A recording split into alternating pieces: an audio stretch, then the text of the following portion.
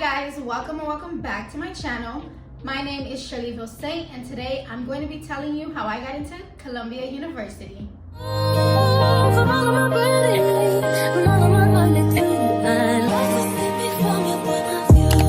In this video, I'll be explaining my stats, my essay, my extracurriculars, and providing some tips on what you can do to be a strong applicant. So before we begin, I'd like to provide just a little bit of background information. Columbia University is actually the only Ivy League institution that I applied for. It's always been my dream school, so I didn't feel like applying to any other Ivy. And I actually applied back in high school, but I told myself that I would not get in, so I never submitted the application.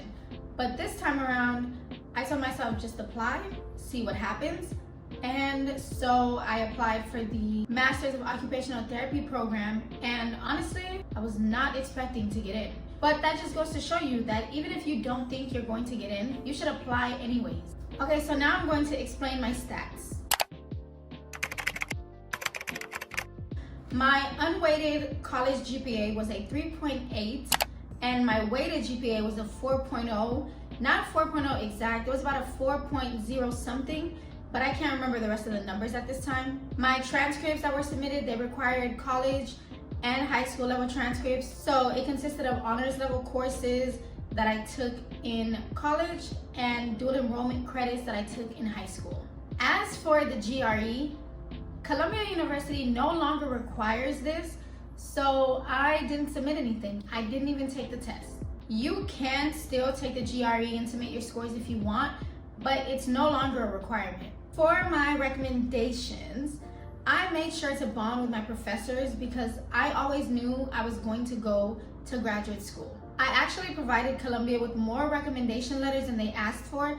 I believe they asked me for 2, so I provided 3. And if that's incorrect, then they asked me for 3 and I provided them 4. I made sure that the recommendations I was receiving would strengthen my application and not harm it. For example, one of my professors, he taught child development, but he also had a background in occupational therapy. So since I was applying to an occupational therapy program, I asked him for a recommendation, and he provided me one praising my class work ethic, participation, and attendance. And then he stated that I would make a phenomenal occupational therapist, and I truly believe that helped my chances. So that's basically it for the stats and the recommendations. Finally, in terms of my campus involvement, I would say I was about somewhere in the middle. I was in about 5 to 6 different organizations, but only 2 of them were time consuming, and I held a leadership role for one of the organizations. I was the co-fundraising chair. I also volunteered a lot through the organizations that I was in. They would host things such as street cleanups and mentoring young girls at a community center. Honestly, my goal with my involvement was to show Columbia and all of the other colleges that I was applying to that I was a well-rounded student, because they really focused on that. I wanted to show that I could hold leadership positions while still having fun without focusing solely on academics. Now I'm going to share some of my tips on what you can do to stand out as a strong applicant. Contrary to popular belief, you don't have to be perfect. What I mean by this is that, take your GPA for example. If it's lacking in one area, let's say you're just 1 point away from the required amount, it's not the end of the world. You can make up for that through extracurriculars, your essay, your recommendation letters, and what your professors have to say about you. Lacking in just one area does not mean you won't get in. So don't psych yourself out. Join clubs that you're actually interested in. Remember, it's quality over quantity. Admissions officers can tell when you're just trying to put a whole bunch of clubs down to make your application look good and lengthy. Make sure that the organizations you join have meaning to you, so that you're not leaving out a bunch of clubs and organizations from your application when it's time to explain why you joined them in the first place. Build relationships with your professors. I cannot stress this tip enough. Honestly, I think that this tip should have been number one. That's how important it is. Strong recommendation letters can make the difference between whether you get accepted or rejected, so take them seriously. My professors basically told Columbia that they would be idiots to not accept me into their program, and that if they didn't accept me, they would be missing out on an exceptional student. It's not my words, they actually said that. I have the letters still. That is how highly they spoke of me, because they got the chance to know me. I made sure to attend office hours. I made sure to attend class. I made sure to participate in the discussions.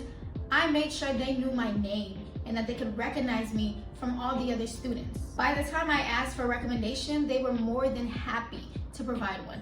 And I asked in advance to when I needed it, so that only helped my case.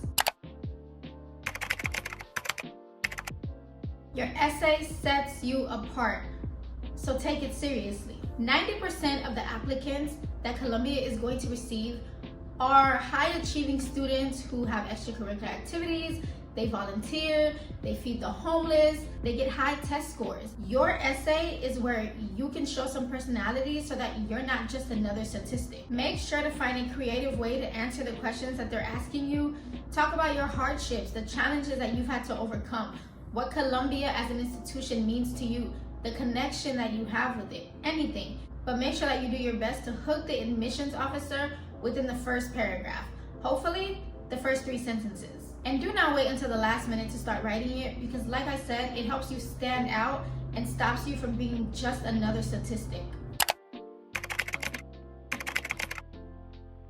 Do your research. For my application, Columbia wanted to know why I wanted to attend the school. And they don't want to hear about how they're an Ivy League institution. They already know that. Find something interesting about the school and relate it to you personally. Don't let them think that their name, their status, or their ranking is the reason you're interested. And even if it is the reason you're interested, don't let it be the only reason you're interested, because it's going to show and it's going to work against you. Have your application reviewed by someone other than you. Find a trusted adult, a professor, or just go down to the writing center and have someone look over your entire application. They might be able to find something that you missed, and you need to make sure that you're open to the notes and the constructive criticism that they might give you, especially because once you hit submit on the application, you cannot go back. What you submit is what they will see. You can't fix any typos, you can't add in something you forgot, and you can't erase something that should not have been there. And the last thing you want is to not be accepted because you forgot to remove something or you forgot to answer a part of the question. So that's about all of the tips that I have.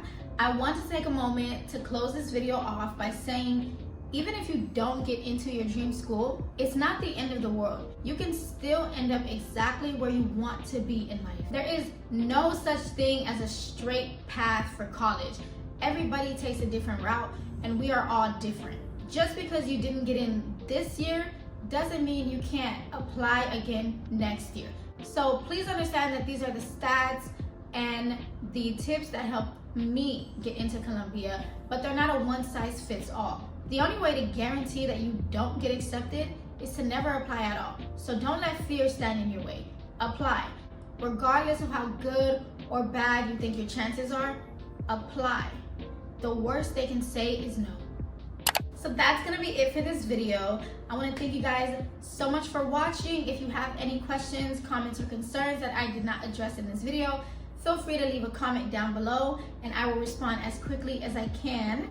I hope this video helped those of you who are starting your application process or you're finishing your application process, and I want to wish all of you good luck. You've got this, you're gonna be fine. Don't forget to like, comment, and subscribe if you enjoyed this video, and I will see you guys in my next one.